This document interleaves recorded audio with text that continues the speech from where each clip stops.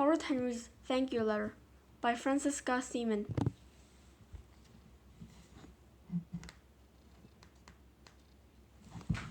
Chapter 1. Ah, this was the life. A sofa, a tally, a bag of crisps. Horrid Henry sighed happily.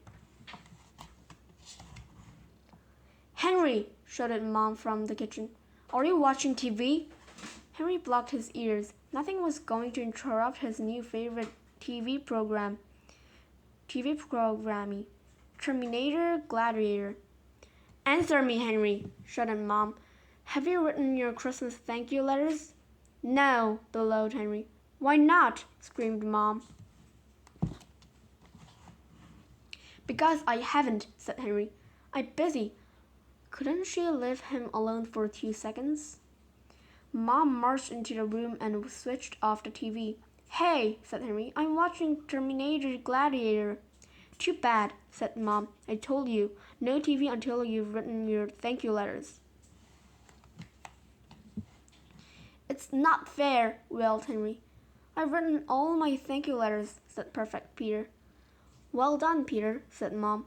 Thank you, goodness one of my children has good manners. Peter smiled modestly. I always write mine the moment I unwrap a present. I'm a good boy, aren't I? The best, said Mom. Oh, shut up, Peter, snarled Henry. Mom, Henry told me to shut up, said Peter. Stop being horrid, Henry. You will write the Aunt Ruby, Great-Aunt Greta, and Grandma now. Now, moaned Henry. Can't I do it later? When's later? Said Dad. Later, said Henry. Why wouldn't they stop nagging about those stupid letters? Chapter 2. Horrid Henry hated writing thank you letters. Why should he waste his precious time saying thank you for presents? Time he could be spending reading comics or watching TV. But no. He would barely unwrap a present before Mom started nagging. She even expected him to write to Great-Aunt Greta and thank her for the baby poopy pants doll. Great-Aunt Greta, for one, did not deserve a thank you letter. This year, Aunt Ruby had sent him a Heidi's lime green cardigan. Why should he thank her for that? True, Grandma had given him $15, which was great, but then Mom had to spoil it by making him write her a letter too. Henry hated writing letters for nice presents after every beat as much as he hated writing them for horrible ones. You have to write thank you letters, said Dad. But why? Said Henry. Because it's polite, said Dad. Because people have spent time and money on you, said Mom.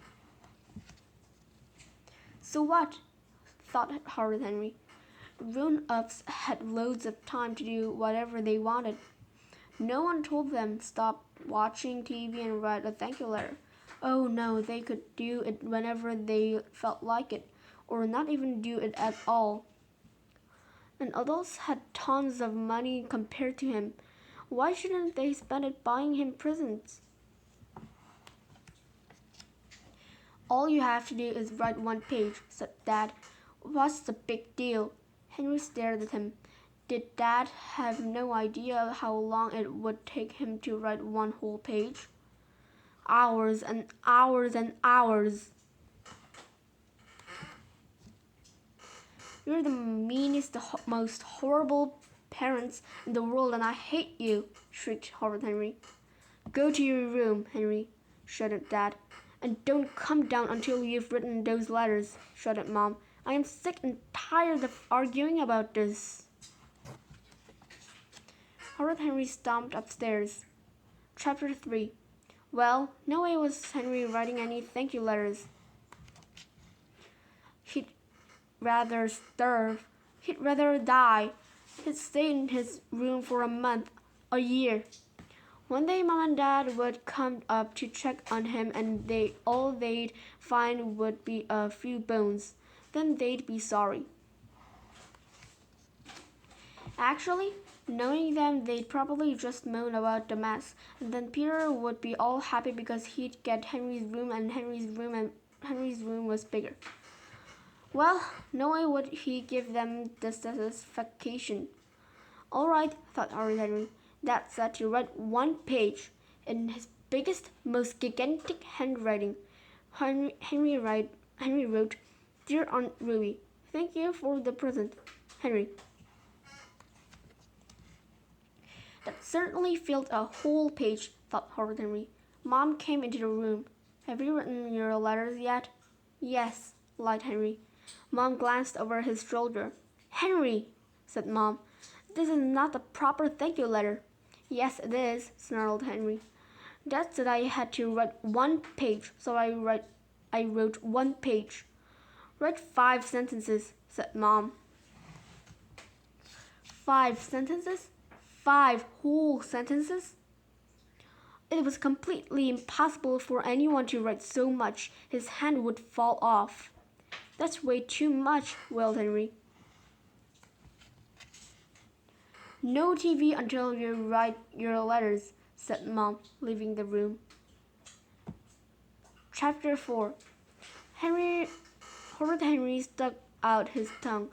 He had the meanest, most horrible parents in the world.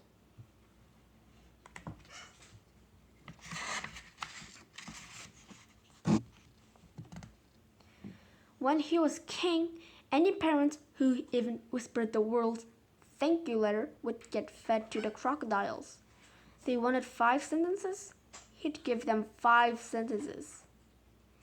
Henry picked up his pencil and scrawled, "Dear Aunt Ruby, no thank you for the horrible present. It is the worst present I have ever had. Anyway, didn't some old Roman say it was better to give than to receive? So, in fact, you should be writing me a thank you letter. Henry, P.S. Next time, just send money." There, 5 whole sentences. Perfect, thought Horrid Henry. Mom said he had to write a 5-sentence thank you letter. She never said it had to be a nice thank you letter. Suddenly, Henry felt quite cheerful. He folded the letter and put it in the stamped envelope Mom had given him. 1 down, 2 to go. In fact, Aunt Ruby's no thank you letter would do just fine for Great Aunt Greta. He'd just substitute Great Aunt Greta's name for Aunt Ruby's and copy the rest. Bingo! Another letter was done. Now Grandma, she had sent money, so he'd have to write something nice. "Thank you for the money, blah blah blah. Best present I've ever received, blah blah blah. Next year send more money. $15 isn't very much. Ralph got $20 from his grandma, blah blah blah." What a waste, thought Horrid Henry, as he signed it and put it in the envelope, to spend so much time on a letter, only to have to write the same old thing all over again next year. And then suddenly Horrid Henry had a wonderful, spectacular idea. Why had he never thought of this before? He would be rich, rich, rich. "There goes money bags, Henry," kids would whisper enviously as he swaggered down the street, followed by Peter logging 100 DVDs for Henry to watch in his mansion, on one of his 28 giant TVs. Mom and Dad and Peter would be living in their hovel somewhere, and if they were very, very nice to him, Henry might let him watch one of his smaller TVs for 15 minutes or so once a month.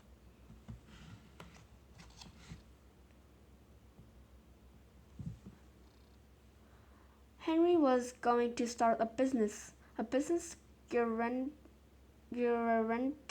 to make him rich. Step right up, said Horrid Henry. He was wearing a sign saying, "Henry's thank you letter, personal letter written just for you." A small crowd of children gathered around him. "I'll write all your thank you letters for you," said Henry. All you have to do is to give me a stamped address envelope and tell me what present you got. I'll do the rest." "How much for a thank you letter?" asked Kung Fu Kate. $1, said Henry. "No way," said Greedy Graham. 90, said Henry. "Forget it," said Lazy Linda. "Okay, 50, said Henry. "And 2 for 75. "Done," said Linda. Henry opened his notebook. "And what were the presents?" he asked. Linda made a face. "Handkerchiefs," she spat, "and a bookmark."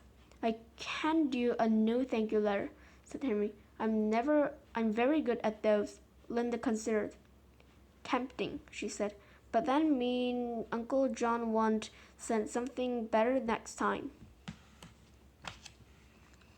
Business was brisk. Dave bought 3. Ralph bought 4. No thank yous. Even Moody Margaret bought 1. Whoopee, thought Horrid Henry. His pockets were jangling with cash. Now all he had to do was writing 17 letters. Henry tried not to think about that. Chapter 6. The moment he got home from school, Henry went straight to his room. Right to work, thought Henry. His heart sank as he looked at the blank pages. All those letters. He would be here for weeks. Why had he ever set up a letter-writing business?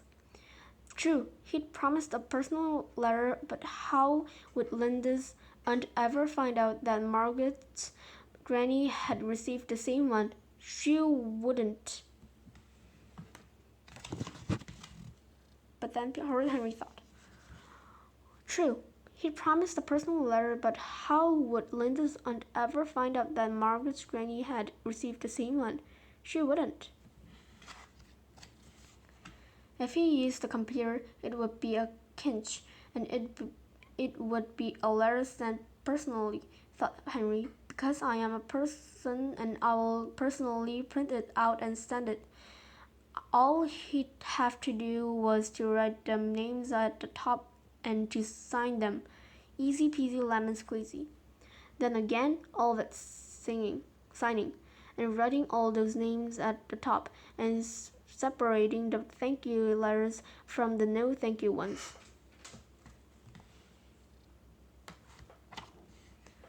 Maybe there was a better way. Horrid Henry sat down at the computer and typed, "Dear Sir or Madame." That should cover everyone, thought Henry, and I won't have to write anyone's name. Thank you, no thank you, for the wonderful, horrible, disgusting present. I really hated it. In fact, it is the worst present I have ever received. I played with it, broke it, ate it, spent it, threw it in the bin straight away. Next time, just send lots of money. Best wishes, worst wishes. Now, how to sign it? Ah, thought Henry, your friend or relative. Perfect, thought Horrid Henry. Sir or Madame knows whether they deserve a thank you or a no thank you later. Let them do some work for a change and tick the correct answers. Print, print, print. Outspewed 17 letters. It only took a moment to stuff the letters in the envelopes. He'd popped them in the post box on the way to school. Had an easier way to become a millionaire have ever been invented? Thought Horrid Henry as he turned on the tally. Ding dong! It was 2 weeks after Henry set up Henry's thank you letters. Horrid Henry opened the door. A group of Henry's customers stood there, waving pieces of paper and shouting. My granny sent the letter back and now I can't watch TV for a week, wailed Moody Margaret. I am grounded, screamed Arabic All. I have to go swimming, screamed Lazy Linda. No sweets, yelled greedy Graham. No pocket money, screamed Ralph. And it's all your fault, they shouted. Horrid Henry glared at his angry customers. He was outraged. After all his hard work, this was the thanks he got? Too bad, said Horrid Henry as he slammed the door. Honestly, there was no pleasing some people. Henry, said Mom, I just had the strangest phone call from Aunt Ruby.